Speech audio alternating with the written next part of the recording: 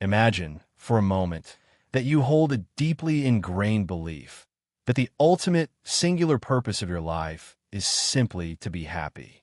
It sounds noble, doesn't it? A fundamental right, perhaps even a guiding principle for modern existence. We are, after all, told from countless corners that happiness is the prize, the end goal, the very measure of a life well lived. But what if I told you that this very belief, so ubiquitous and seemingly benign in our contemporary world, is in fact setting you up for a profound tragedy? It's a challenging thought, I know, one that might run contrary to everything you've been taught, but bear with me as we explore this critical distinction. Look around you, or perhaps look more intimately within yourself. We live in an age saturated with the pursuit of feeling good. The constant craving for fleeting pleasure, the relentless chase for instant gratification, the next hit of dopamine, whether it comes through compulsive consumerism, endless digital entertainment, or the meticulously curated, often deceptive, facades we present on social media. We are subtly, and sometimes overtly, conditioned to believe that any form of discomfort is the enemy, that sadness is a flaw to be swiftly medicated away, and that our personal worth is intrinsically linked to our capacity for perpetual cheerfulness. We are encouraged to outsource our internal states, to look externally for the quick fix that promises a momentary surge of happiness. But let us pause and consider, is feeling good truly, authentically the same as being good? Is the relentless pursuit of superficial, transient happiness a mere emotion, a shifting state, inadvertently preventing us from striving for something far more substantial, far more enduring, and ultimately, infinitely more fulfilling? This conflation, this subtle substitution of one for the other, is at the heart of what we will uncover as the Great Misunderstanding. It's a misunderstanding that casts a long shadow over our collective well-being, influencing our choices, our priorities, and indeed, the very quality of our lives. For countless generations, across diverse cultures and philosophies, humanity has grappled with the profound question of how to live a truly good life. Yet, in our modern haste to grasp at momentary joys, to optimize for comfort and avoid any perceived negativity, many of us overlook this deeper, more fundamental quest. We become so utterly preoccupied with the surface-level pursuit of happiness, a feeling, an often ephemeral emotional state, that we entirely fail to ask the more pivotal, more foundational question: what does it truly mean to live well? What does it mean to flourish, not just to feel pleasant? The sobering, perhaps even disquieting, truth is that a vast majority of people, despite all their earnest efforts, their grand aspirations, and their daily struggles, will ultimately pass through this life without ever truly discovering what they were fundamentally built to do, what their unique contribution, their inherent purpose, actually is. They exist, they consume, they react, but they never fully live in alignment with their truest potential. And it is precisely in this profound oversight, in this unconscious neglect of our deeper nature, that the roots of a deep-seated dissatisfaction, a quiet yearning, an unshakable emptiness often lie. Consider this. Just as a well-crafted knife has a specific function, to cut with precision, and a skilled musician has a specific function, to play their instrument in tune and with artistry, so too does a human being possess an inherent, specific function, an ergon, a characteristic activity that defines and ennobles us. It is not merely to exist, to breathe, to eat, or to accumulate a series of pleasures and possessions. It is, instead, to engage in a particular kind of activity, to live in a particular way that is unique to our rational, moral essence. To ignore this inherent human function, to wander aimlessly in the fog of transient emotions and external demands, is not only to miss the mark of a truly flourishing existence, but it is quite simply and powerfully the profound source of much of the quiet yearning, the persistent sense of unease, and the unarticulated dissatisfaction that so many of us experience in our daily lives. This book is an invitation to embark on a journey of profound self-discovery. It is an opportunity to look beyond the superficial definitions of happiness that permeate our culture, to understand the ancient wisdom that illuminates what it truly means to live well, to embrace the responsibilities and rewards of our unique human function, and to finally, fundamentally, transcend the great misunderstanding that has perhaps unknowingly shaped your path until now. Let's begin. Welcome to a journey not just through an ancient text, but into the very heart of what it means to live a truly good life. You are about to embark upon an exploration of the ethics of Aristotle, a work that transcends its ancient origins to offer something profoundly relevant to us today. Forget what you might typically expect from a philosophy book. This isn't a dusty academic tome filled with abstract theories.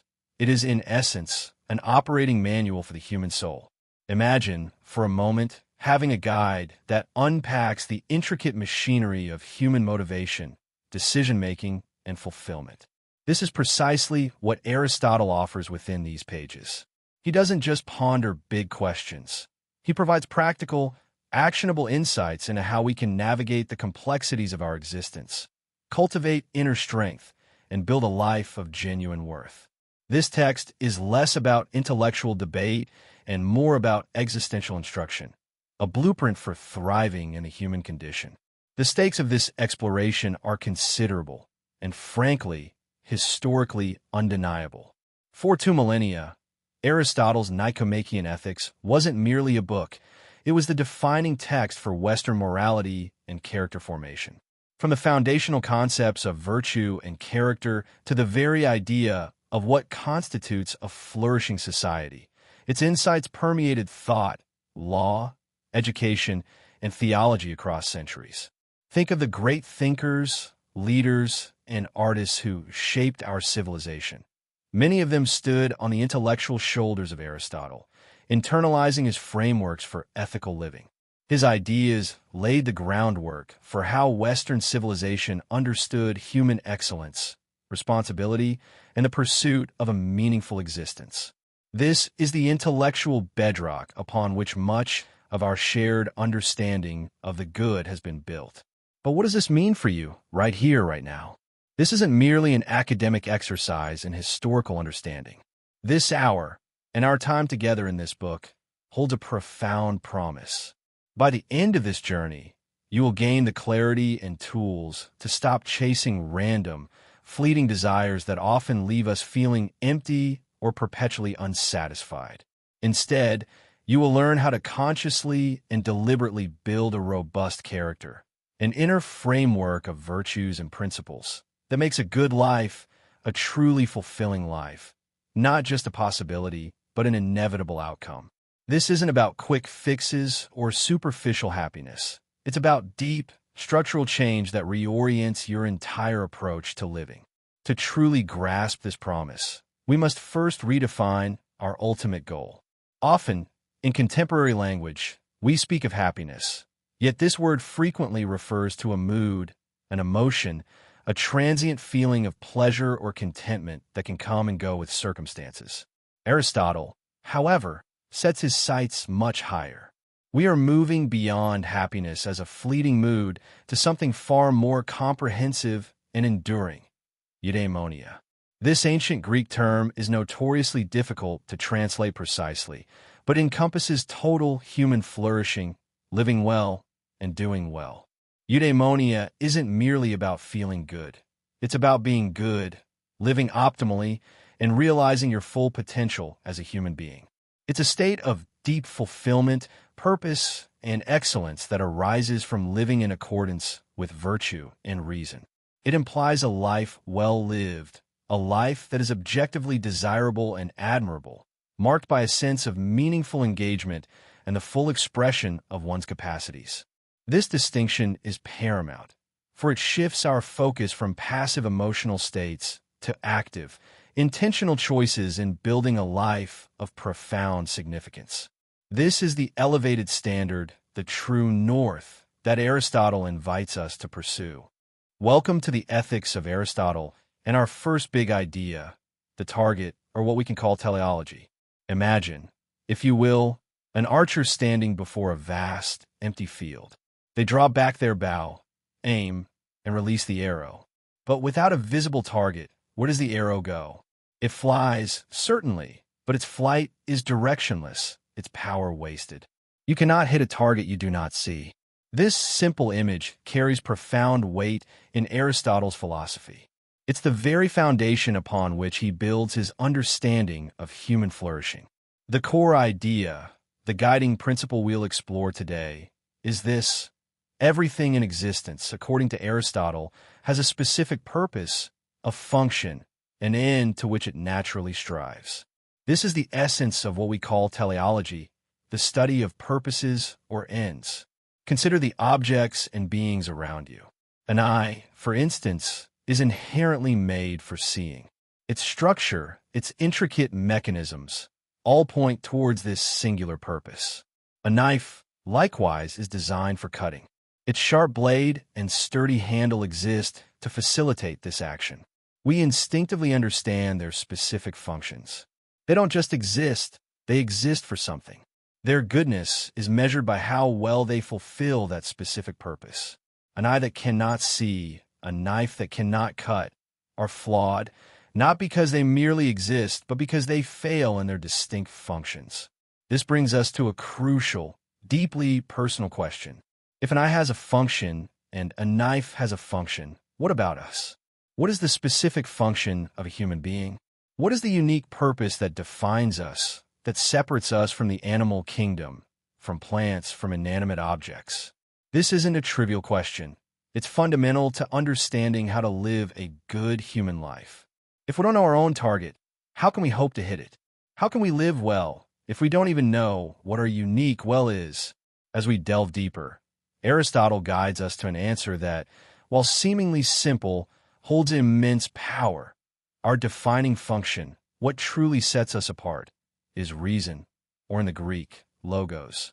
While we share certain biological functions with other living things, like nutrition and growth with plants, or sensation and movement with animals, it is our capacity for rational thought, for deliberation, for understanding and acting upon principles that is uniquely human. It is our ability to think, to question, to reason about our choices and our world. So, if an eye's purpose is to see well, and a knife's purpose is to cut well, then a human being's purpose, our target, is to reason well. This is the cornerstone of our existence, the activity in which our unique excellence can be found. Understanding this specific function is our first step in truly understanding what it means to lead a life of virtue and flourishing. When we typically think of happiness in our modern world, what immediately springs to mind? For many of us, it's a tranquil feeling of contentment, perhaps a soothing state of deep relaxation, or simply the peaceful absence of worry and struggle. We might envision ourselves unwinding on a pristine beach, completely at ease, feeling good and utterly unburdened by life's demands. This prevailing, contemporary interpretation often frames happiness as something inherently passive, a pleasant emotional state we passively arrive at, or something fortunate that happens to us. We often seek to be happy, rather than to do happiness. But for the ancient philosopher Aristotle, this modern perspective, while understandable, entirely misses the profound essence of what he meant by eudaimonia, that rich Greek term so often translated as happiness, flourishing, or living well. In fact, his conception is almost diametrically opposed to our common understanding. For Aristotle, eudaimonia is certainly not a fleeting emotional state, nor is it a mere feeling of contentment. It is most emphatically an activity. Consider his powerful and precise definition. Eudaimonia is activity of the soul in accordance with virtue. Let's take a moment to truly unpack the immense weight and meaning within that single statement. The central, pivotal word to notice here is activity. It carries an inherent implication of engagement, exertion, effort, and continuous doing. Happiness, in this Aristotelian sense, isn't merely something you feel or passively receive. It is quite literally something you do actively and intentionally. Furthermore, this isn't just any arbitrary activity. It is the activity of your very core essence, what Aristotle called your soul, encompassing your mind, character, and spirit. And critically, it must be in accordance with virtue. This means consistently acting excellently, striving to live up to your fullest human potential, and making choices that are good, right, and noble, reflecting the best aspects of your character day after day. It's about expressing your excellence through your deeds. To fully grasp this active, dynamic nature of happiness, let's explore a powerful and timeless metaphor, that of an Olympic athlete. Picture a world-class marathon runner, celebrated for their exceptional prowess. Is this elite athlete happy in the Aristotelian sense when they're sound asleep in bed, perhaps dreaming of future gold medals and podium finishes? Or when they're simply lounging on the couch, watching a movie, feeling perfectly relaxed and temporarily content? Aristotle would contend, unequivocally, no. While they might be experiencing physical rest or temporary pleasure, their true eudaimonia, their ultimate flourishing, is not active in those moments. The runner only truly embodies happiness, that profound sense of purpose and fulfillment, when they are running, when they're training relentlessly, when they are competing with all their might, actively engaging their honed skills, their discipline, and their virtues on the track or the road.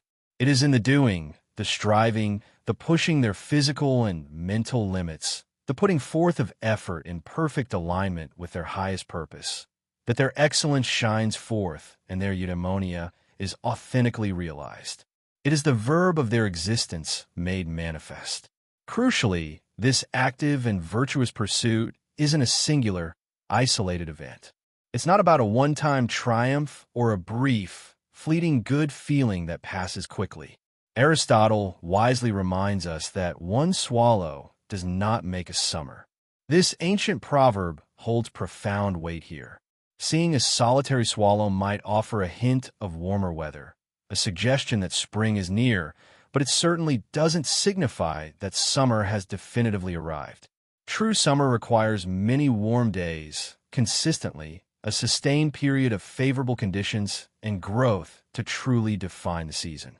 In precisely the same way, one single virtuous act, or even an exceptionally pleasant and fortunate day, does not, by itself, equate to a truly flourishing and happy life in the Aristotelian sense. True eudaimonia, this profound and active happiness, demands a complete span of time. It necessitates sustained effort, the cultivation of habitual virtuous choices, and a life lived consistently well, unfolding gracefully from youth through old age. It is the ongoing verb, the continuous, deliberate action of living excellently, that ultimately defines a happy, fulfilled, and truly thriving human being. So, let us fundamentally redefine our understanding of this most cherished human aspiration. Happiness, in Aristotle's enduring and profound vision, isn't merely a sensation we passively seek or hope to stumble upon. Instead, it is a deep, lifelong engagement. It is the active, unwavering expression of our very best selves, day in and day out, moment by moment, always in accordance with the highest virtues.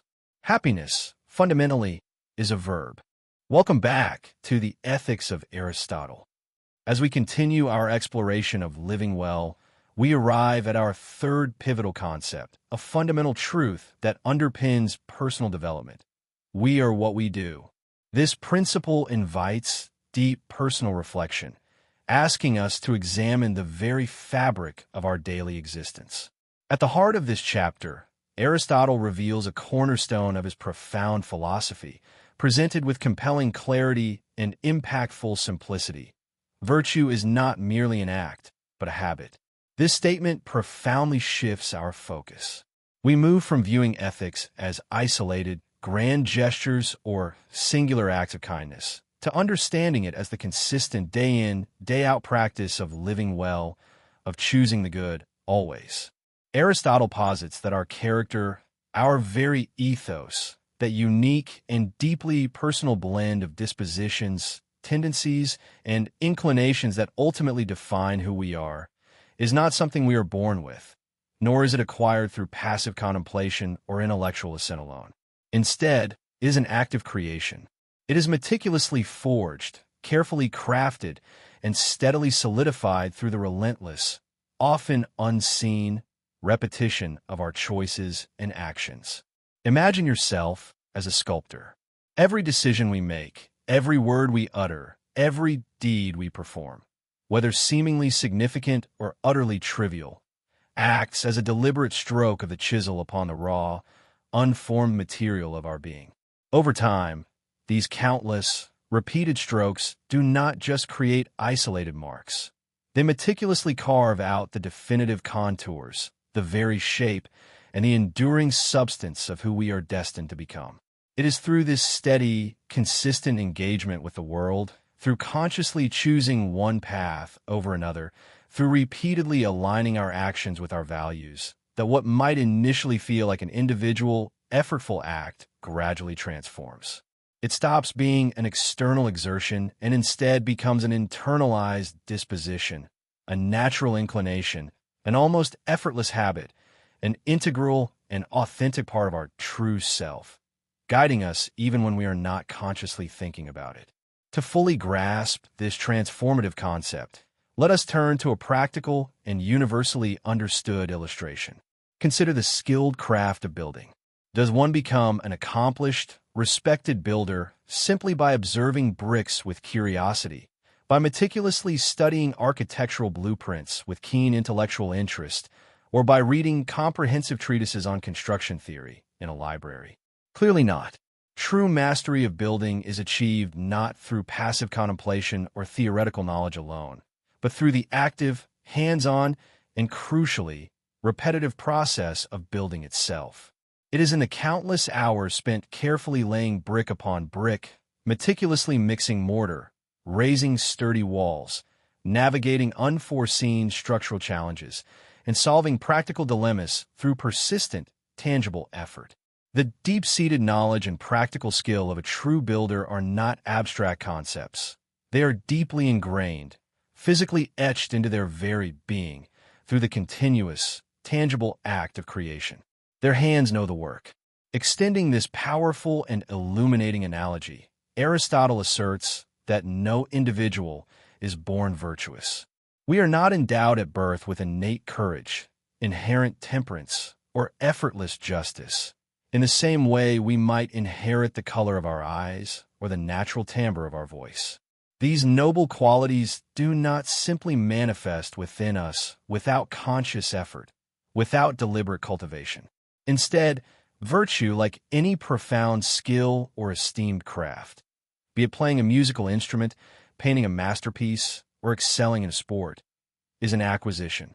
It is something we must actively learn, diligently cultivate, and continuously refine through dedicated, consistent practice. Just as a gifted musician commits countless hours to practicing scales, refining technique, and mastering their instrument, or an elite athlete trains relentlessly, day after day, to hone their physical prowess and perfect their performance, so too must we practice virtue to genuinely embody it and make it our own. We become truly just individuals not by merely thinking about justice or by intellectually agreeing with its principles, but by consistently performing just acts, by choosing fairness, by acting equitably. We become temperate not by intellectually grasping moderation, but by habitually acting temperately, by exercising self-control in our desires and impulses. And we acquire courage not by simply wishing for bravery, but by repeatedly performing brave acts, especially in moments when fear or discomfort would tempt us to recoil. This culminates in a profound and perhaps even challenging truth, serving as the central, enduring takeaway from this illuminating section. You are, in essence, the cumulative sum of your repeated actions. Your habits, both those that serve your highest good and those that subtly or overtly hinder your progress, are the ultimate architects of your destiny. They meticulously shape your character, meticulously define your path forward, and ultimately determine the very person you evolve into, the life you build, and the legacy you leave. Aristotle, with his characteristic wisdom and deep understanding of human nature, teaches us that excellence, therefore, is not a singular, isolated event, nor is it a random stroke of luck or an occasional act of brilliance. It is fundamentally a habit. It is the continuous, deliberate unfolding of right action, cultivated and strengthened through diligent and consistent effort, day after day, choice after choice. It is not about one grand, heroic deed, however celebrated or memorable, but rather the quiet, steady, often unseen commitment to acting well, to choosing wisely, to striving for the good, in every moment, that truly defines a virtuous and flourishing life. Welcome back to our exploration of Aristotle's profound insights into a life well lived. In this segment, we delve into a cornerstone of his ethical philosophy, the concept he termed the golden mean. This idea is not just intellectual. It's a practical guide, a way of understanding how to cultivate true virtue in our everyday existence. At its heart, the golden mean proposes that virtue isn't an extreme, nor is it simply a rigid rule. Instead, Aristotle suggests that every moral virtue exists as an intermediate point, a perfectly balanced sweet spot, nestled between two opposing vices. These vices are always distortions of the virtue itself. One is an excess, a too much, and the other is a deficiency, a too little. To truly grasp this, I invite you to imagine a spectrum, a continuous line stretching out before you. On one far end, we have the realm of too much, an extreme of excess. On the opposite far end lies too little, an extreme of deficiency. Right there, in the thoughtful, deliberate middle, is where virtue resides. It's about finding that just right measure, that appropriate response for any given situation. Let's bring this concept to life with a couple of familiar examples. Consider the virtue of courage. When faced with danger, what is the right way to act? If someone exhibits too little fear, rushing headlong into peril without a second thought for their safety or the consequences, Aristotle would call this rashness. It's an excess of daring, an extreme that can be self-destructive or reckless. Conversely, if someone shows too much fear, shrinking away from any potential threat, paralyzed by apprehension, and refusing to act when action is called for, this is cowardice.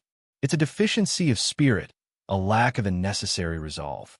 True courage, then, is the mean between these two extremes.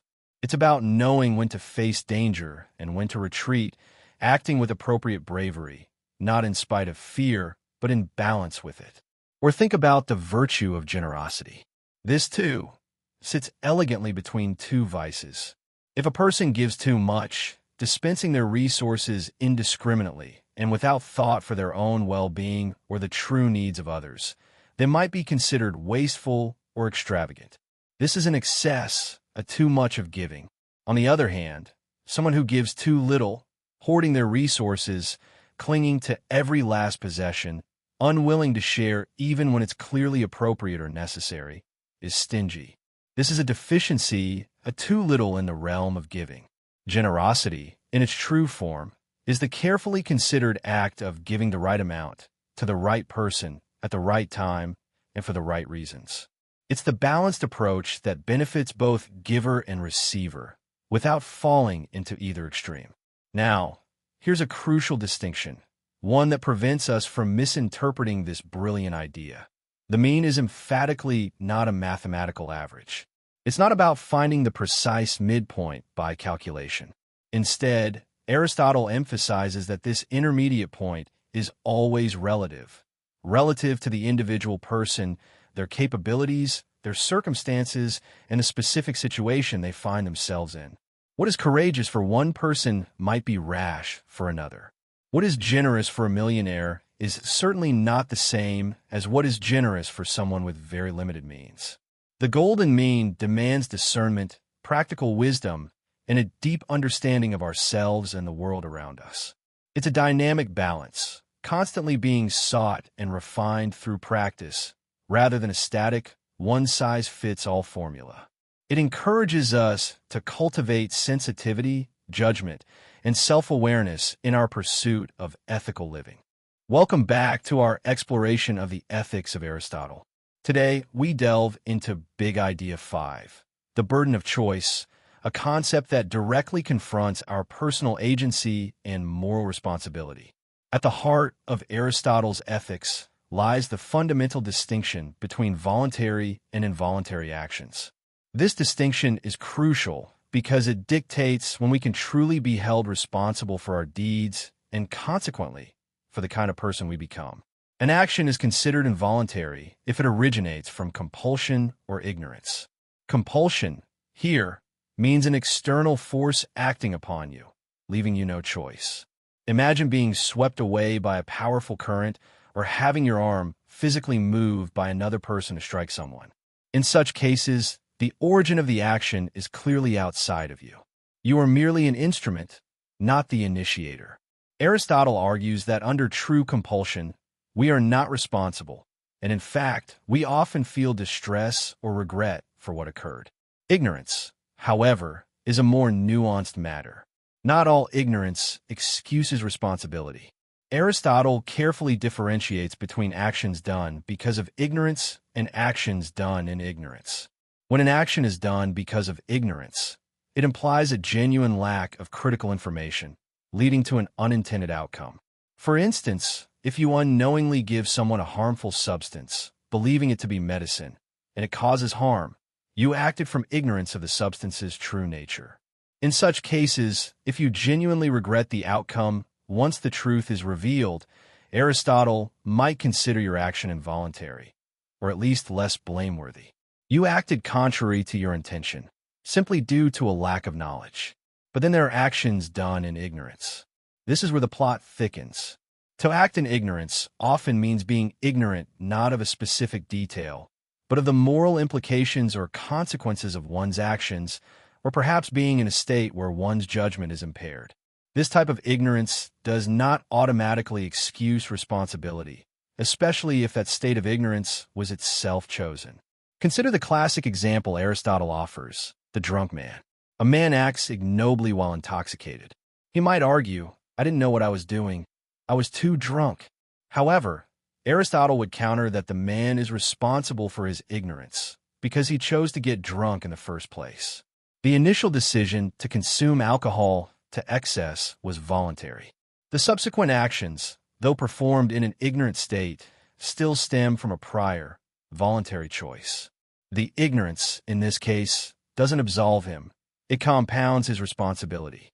This brings us to a crucial, perhaps uncomfortable, truth in Aristotle's philosophy. We are fundamentally responsible for our character states. You chose the actions that made you the person you are.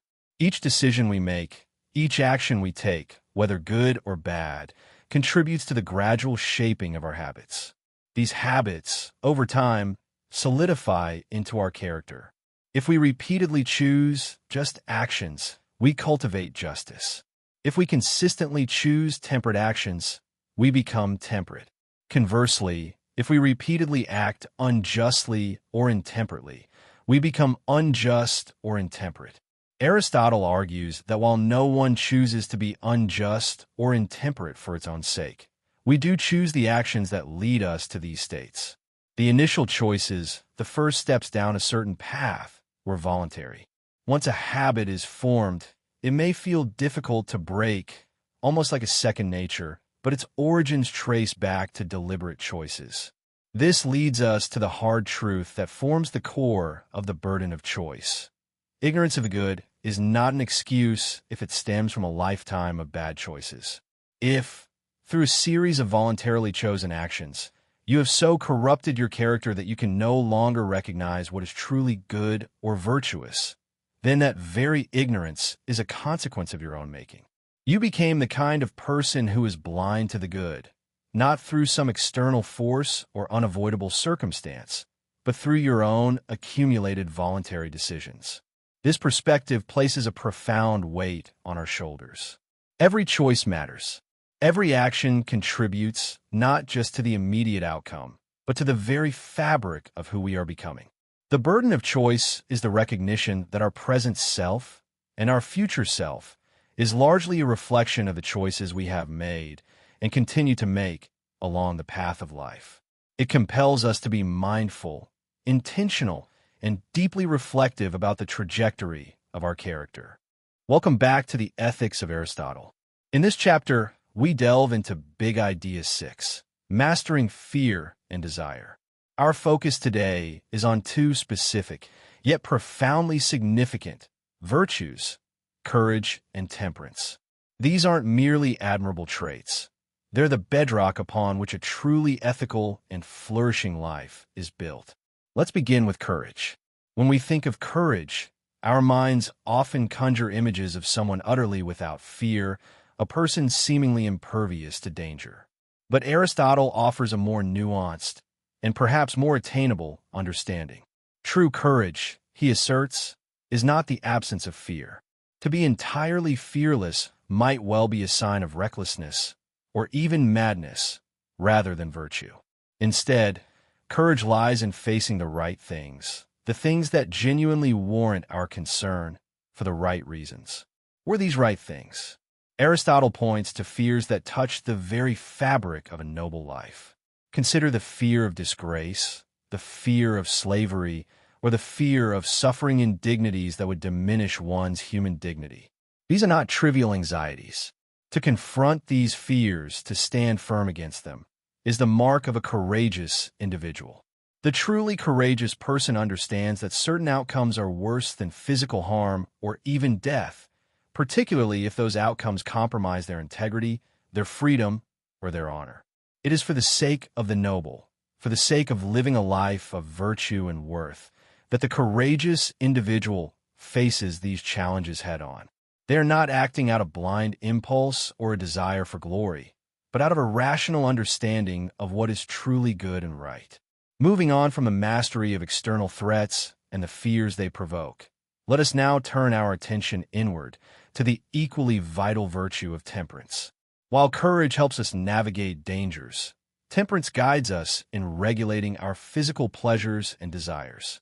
Aristotle defines temperance as the proper regulation of appetites related to the body, specifically those concerning food, drink, and sexual gratification. These are powerful, innate urges, essential for survival and propagation, yet also capable of leading us astray if left unchecked. The temperate man is not one who denies himself all pleasure.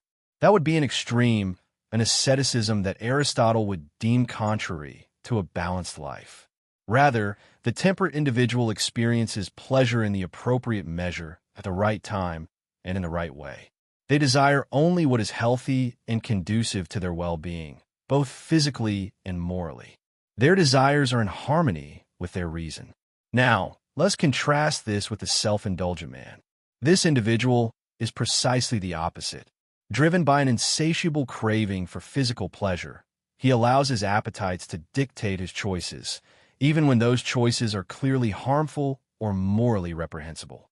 He chooses bad, not because he wishes for ill, but because he lacks the self-control to resist the pull of excessive or inappropriate desires. He pursues every pleasure indiscriminately, his reason clouded by his impulses. Where the temperate man desires only what is healthy and good, the self-indulgent man desires everything to excess, oblivious or indifferent to the consequences. Why are these two virtues, courage and temperance, considered so fundamental? Aristotle explains that they are the very foundation for all higher intellectual virtues. Think of it this way. How can one pursue profound philosophical thought, engage in rigorous ethical reasoning, or cultivate wisdom if one is constantly paralyzed by irrational fear or enslaved by uncontrolled appetites? If your mind is consumed by terror, or your will is perpetually bent towards gluttony, drunkenness, or lust, you're simply not free to dedicate yourself to the more elevated pursuits of the human intellect. Courage grants us the inner strength to confront life's inevitable hardships and uphold our noble convictions, preventing us from being broken or corrupted by external pressures. Temperance liberates us from the tyranny of our base desires, allowing our reason to guide our choices rather than our impulses. Together, They clear the path, making space for reflection, learning, and the cultivation of those higher virtues that truly allow us to flourish as rational beings. They are not merely good habits. They're the essential prerequisites for a life lived in accordance with reason and the pursuit of genuine human excellence. As we delve deeper into Aristotle's profound insights, we arrive at a true cornerstone of a well-lived life: justice. This isn't just one virtue among many. For Aristotle, justice stands out as the complete virtue, uniquely encompassing and reflecting all others within the tapestry of our social interactions and communal existence. When we hear the word justice, our minds often first turn to laws and formal legal systems. And indeed, for Aristotle, justice certainly involves adherence to the established laws designed to promote the common good. But he invites us to see beyond mere legality. True justice, he argues, is more profound. It's about active fairness, about ensuring the good of others, and about acting rightly towards our fellow citizens. It's about respecting the intricate web of relationships that define our community, always striving for what is equitable. Think of it this way. If courage enables us to face danger, temperance allows us to master personal desires, and generosity encourages us to share. Justice is the overarching virtue that ensures these qualities are applied not just for individual benefit, but for society's collective good. It is, in essence, the social expression of every other ethical excellence. When we act courageously for others' protection, or temperately to avoid harming others, or generously to benefit those in need, we are, in our very actions, practicing justice. It's the lens through which all other virtues achieve their highest social purpose. Aristotle meticulously breaks down justice into distinct forms. First, we encounter what he terms distributive justice. This sphere concerns the question of who gets what, how honors, wealth, public offices, and other valuable resources are allocated within a community. It's about ensuring a fair distribution, not necessarily an equal one, but rather one proportionate to merit. Imagine a society striving to recognize and reward true desert, where an individual's contribution or excellence is acknowledged and valued for the benefit it brings. This form of justice seeks to maintain equilibrium in the sharing of goods, ensuring deserving individuals receive their proper due. Then, we shift our focus to corrective justice. This form comes into play when an imbalance or a wrong has occurred between individuals. Whether it's a theft, an assault, a breach of contract, or any other transgression, corrective justice seeks to restore equilibrium. Its primary aim is to make things right again, to rectify the damage, and to return the involved parties to their original state as far as possible before the injustice took place. It ensures no one gains unfairly at another's expense, and that the scales of justice are rebalanced when they have been unjustly tilted. This is the realm of rectifying wrongs and restoring fairness in individual interactions. What truly sets justice apart in Aristotle's ethical framework is its uniquely outward orientation. While other virtues, like courage or temperance, can often be practiced for one's own self-improvement or personal discipline, justice is the only virtue that looks almost entirely outward. Its very essence is inextricably bound up in our interactions with others, in considering their welfare, their rights, and their due. To be just is to act in a way that inherently benefits, or at the very least respects, another person or the community. It demands that we step outside our own immediate interests and fully consider the larger tapestry of human connection and communal obligation.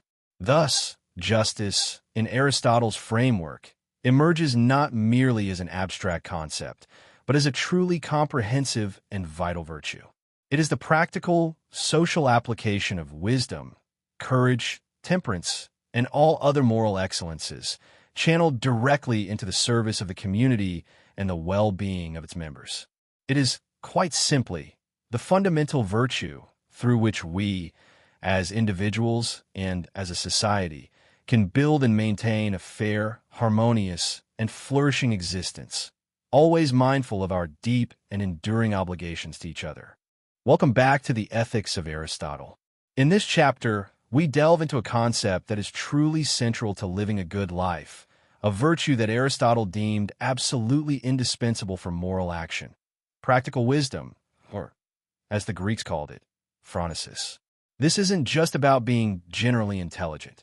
It's an intellectual virtue with a very specific, powerful purpose. It guides our moral choices, helping us navigate the complexities of daily life with discernment and integrity.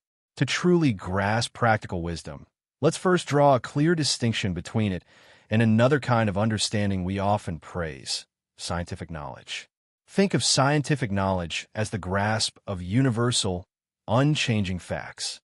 These are truths that are always true, everywhere. 2 plus 2 will always equal 4. The laws of physics remain constant. This is knowledge we can acquire, prove, and articulate as immutable principles. It deals with what must be. Practical wisdom, however, is a very different beast. It operates in the realm of what can be otherwise, the ever-shifting, unpredictable world of human affairs and personal choices. It isn't about eternal truths, but about making the right decisions in specific, contingent situations. It's about knowing how to act, not just what is true. Scientific knowledge is theoretical. Practical wisdom is fundamentally action-oriented. This distinction highlights a crucial point Aristotle makes. Simply being smart isn't enough to be truly virtuous. You might possess immense intellectual capacity. You might be brilliant at understanding complex theories or remembering vast amounts of information. You might even know all the rules and principles of ethics laid out in textbooks. But knowing the rules doesn't automatically mean you know how to apply them effectively in the messy, nuanced reality of life. It's one thing to know what honesty is, and quite another to know how to be honest in a situation where doing so might cause pain, or where the honest path isn't immediately clear. Consider the analogy of a doctor. A physician undoubtedly possesses a tremendous amount of scientific knowledge. They understand anatomy, physiology, pharmacology, disease processes, the universal principles that govern the human body and its ailments. This knowledge is gleaned from textbooks, research, and established medical science. It's essential, but this textbook knowledge alone does not make a truly wise doctor. To treat a specific patient effectively, the physician needs practical wisdom. They must take those general principles and apply them to an individual whose symptoms are unique, whose body may react differently, whose lifestyle or personal beliefs might influence their treatment plan. The wise doctor knows when to deviate from the standard protocol, when to listen more closely to a patient's subtle cues, or how to deliver difficult news with compassion. They discern the best course of action for this particular person in this particular moment, balancing scientific fact with human context. This requires judgment, experience, and the ability to deliberate well about things that can be done and that lead to a good outcome. Aristotle's assertion is firm and unequivocal. You cannot truly have moral virtue without practical wisdom. Moral virtues, like courage, temperance, or generosity, are dispositions to act well. You might have the best intentions in the world. You might genuinely want to be courageous or generous but without practical wisdom, your good intentions can be blind. You might attempt to be courageous in a foolish, self-destructive way. You might try to be generous in a manner that creates dependency rather than true aid. You might pursue justice in a way that inadvertently causes more harm. Practical wisdom is the guiding light that illuminates the right path for our moral virtues. It is the intelligence that identifies the mean, the appropriate action between extremes in any given situation. It allows us to deliberate well about what is good for us, not just in theory, but in the choices we make every single day. It ensures that our virtuous impulses are directed intelligently and effectively towards genuinely good ends. Without phronesis, our moral character remains incomplete, our actions potentially misdirected, and our pursuit of a flourishing life ultimately flawed. Have you ever found yourself doing something you knew was wrong, even as you were doing it? Perhaps you promised yourself you wouldn't eat that extra slice of cake, or you vowed to start that important project only to find yourself scrolling endlessly through social media instead. This all too common human experience, this struggle between our better judgment and our immediate desires, lies at the heart of what Aristotle called akrasia, or weakness of will. It's a profound ethical dilemma that touches on the very core of human agency. In Aristotle's terms, this state is called incontinence. It's not about being ignorant of what's right. Rather, it's about knowing the good, understanding what should be done, yet finding oneself completely overpowered by a sudden surge of passion or desire. Imagine the person who knows a healthy diet is crucial, yet in a moment of stress, reaches for comfort food, fully aware that it contradicts their long-term goals. Their reason points one way, but their immediate craving pulls them in another, proving too strong to resist in that critical moment. This is the momentary defeat of intellect by impulse. It's vital to distinguish this incontinent person from what Aristotle calls the wicked individual. The wicked person fundamentally believes that what is bad is good. They might pursue harmful actions because they genuinely perceive them as beneficial or righteous. Their moral compass completely skewed. They have no internal conflict over doing wrong. They simply act according to their corrupted judgment, firmly believing in the goodness of their bad choices. The incontinent person, however, is wrestling with an intense internal battle. They know their actions are contrary to their own reasoned judgment, and they often feel regret or remorse afterward, a clear sign of their underlying moral understanding. Their intellect sees the right path, but their emotions or appetites momentarily hijack their will, leading them astray.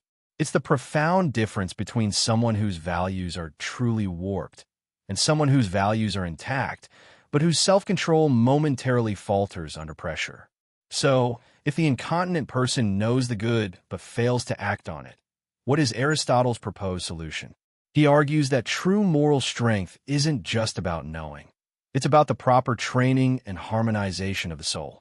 Reason, our rational faculty, must not only dictate what is right, but must also actively educate and discipline our appetites and passions.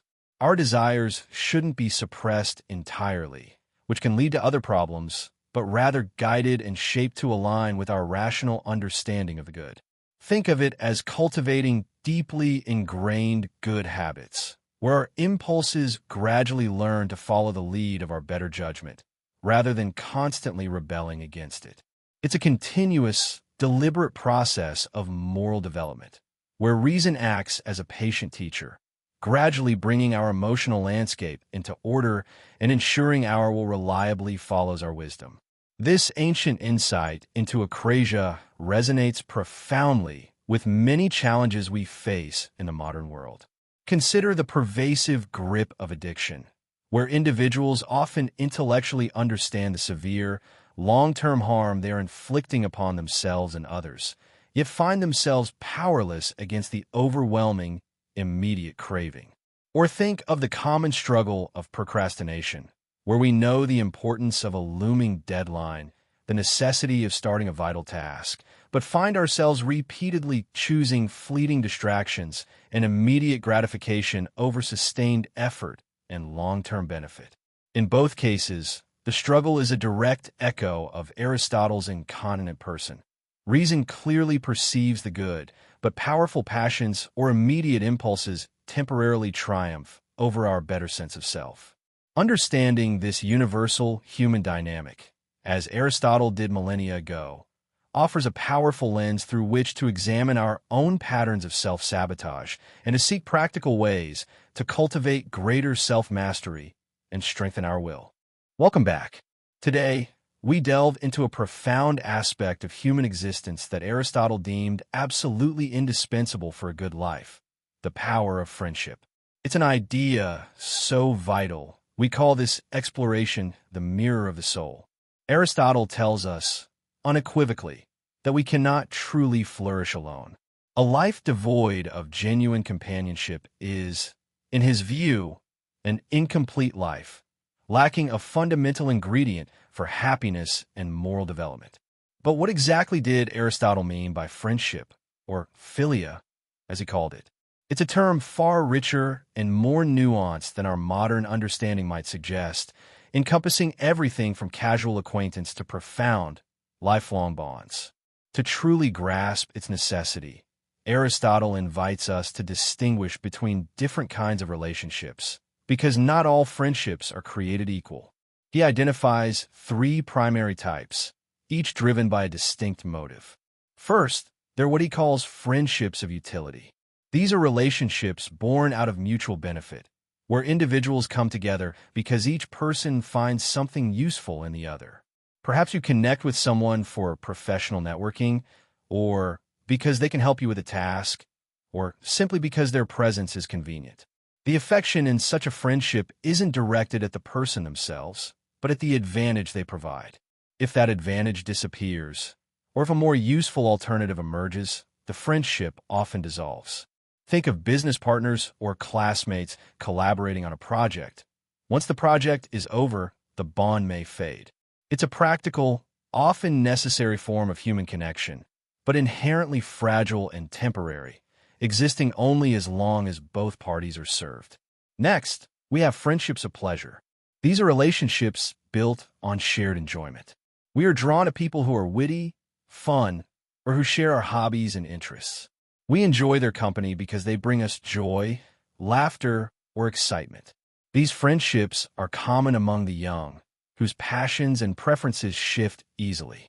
But much like friendships of utility, the affection here isn't for the person's character, but for the pleasure they bring. When the source of pleasure wanes, or when new, more entertaining companions appear, these bonds too can dissipate. They are often spontaneous and delightful, but lack the depth and resilience to withstand life's inevitable challenges. Now, Aristotle gently guides us towards the apex of human connection, the friendship of the good. This is the highest form of philia, and it stands in stark contrast to the first two. In this rare and profound relationship, individuals love each other not for what they can gain or for the pleasure they derive, but for the sake of the other person themselves. Here, each friend admires and cherishes the other's virtuous character. They love each other because they are good people, and they wish well for their friend's own sake.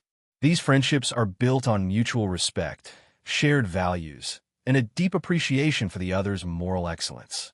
They are the most stable and enduring because the basis of the affection is the inherent goodness within each person, a quality that tends to be stable and enduring. Such friendships take time to develop, requiring familiarity, trust, and shared experiences that reveal the true nature of each individual. When two good people recognize and appreciate goodness in each other, their bond becomes a powerful force for mutual growth. And this brings us to the profound insight that truly underpins the mirror of the soul. Aristotle believed that a true friend is, in essence, another self. This isn't just a poetic sentiment. It's a deep philosophical truth. When we observe virtue in a friend, it acts as a mirror, reflecting our own potential for goodness and inspiring us to cultivate it further. A virtuous friend provides a living example of how to live well, offering guidance, honest feedback, and unwavering support as we navigate the complexities of life. Through a friend, we can practice and refine our own virtues. They challenge us when we falter, celebrate our successes, and help us see ourselves more clearly, often better than we can on our own. It is in these friendships of the good that we find the fertile ground for moral development, for living a life of active virtue. You cannot flourish in isolation because you need this external reflection, this other self, to truly understand and perfect your own character. In conclusion, while friendships of utility and pleasure have their place, they are but shadows of the profound human connection that Aristotle deemed essential. It is the friendship of the good, born from mutual admiration of virtue, where we find genuine companionship, unwavering support, and the critical mirror needed to help us become the best version of ourselves, a truly indispensable component of a well-lived, flourishing life. Welcome back. In our 11th big idea, we turn our attention to what Aristotle considers the very pinnacle of human existence, the highest life. Having explored various virtues and forms of happiness, we now arrive at his profound conclusion that the ultimate human activity, the most perfect form of happiness, lies in contemplation. But what is this ultimate activity, and why is it so supreme? Aristotle argues that within each of us resides a divine element, a spark of something truly extraordinary. This is our intellect, our capacity for pure reason, for understanding, for seeking truth for its own sake. While we share much with animals, our bodies, senses, emotions, our intellect is what truly sets us apart, elevating us and connecting us to the divine itself. When we engage in the life of study, of deep philosophical inquiry, of contemplating eternal truths, we are exercising this highest part of ourselves. Consider for a moment the qualities of this contemplative life. It is first the most self-sufficient activity. Unlike other pursuits, it requires little from the outside world. A philosopher, even alone, with few possessions, can engage in profound thought. While basic necessities are required, the activity itself is internal and independent. Secondly, contemplation offers the most continuous happiness. While acts of courage or justice are performed in specific situations and have their beginnings and ends, the exercise of the intellect can be sustained for much longer periods. It is an enduring state of engagement, a constant striving for understanding that brings a unique and lasting joy, pure and unmixed with the anxieties or demands that often accompany practical actions. Furthermore, this life of study is considered the most pleasant, offering pleasures remarkable for their purity and lasting quality. The very activity of wisdom, of uncovering truth, is inherently delightful to those who pursue it. And perhaps most compellingly, the life of contemplation aligns us most closely with the gods. If the gods are truly blessed and happy, what activities could they possibly engage in? Not courageous acts, for they face no danger. Not just acts, for they have no need of contracts or interactions. Their life must be one of pure thought, of ceaseless contemplation. Therefore, the activity that most resembles the divine is the highest for us too. Now, let us contrast this with what Aristotle calls the active life, the life focused on moral virtues and practical affairs. This includes the life of politics, of war, of community engagement. Virtues like courage, justice, and temperance are indeed noble and essential. A just person acts justly towards others. A courageous person faces danger for the sake of their community. These actions are admirable, and they certainly contribute greatly to human flourishing and a good society. However, these moral virtues and the happiness derived from them are inherently tied to our human condition, our interactions with others, and the practical necessities of life. They depend on external circumstances, on opportunities to act, on the presence of other people. The happiness they bring, while significant, is often intertwined with the complexities and demands of the world. It is a happiness that is excellent for human beings, but it is not the highest possible happiness when compared to the divine and self-sufficient nature of pure contemplation. So where does this leave us? While we are human and must live in society, cultivating our moral virtues and engaging with the world, Aristotle urges us not to forget the truly exceptional part of ourselves. The life of reason, of philosophical understanding, is not just one good life among many. It is the most fulfilling, the most independent, and the most divine. It is the life where we come closest to realizing our highest potential. Therefore, we must make it our utmost priority. We must strain every nerve to live in accordance with this best thing within us, our intellect. To choose a life dedicated to study, to seeking wisdom, to pure contemplation, is to choose the path of enduring happiness and to align ourselves with that which is immortal and divine within our mortal frames.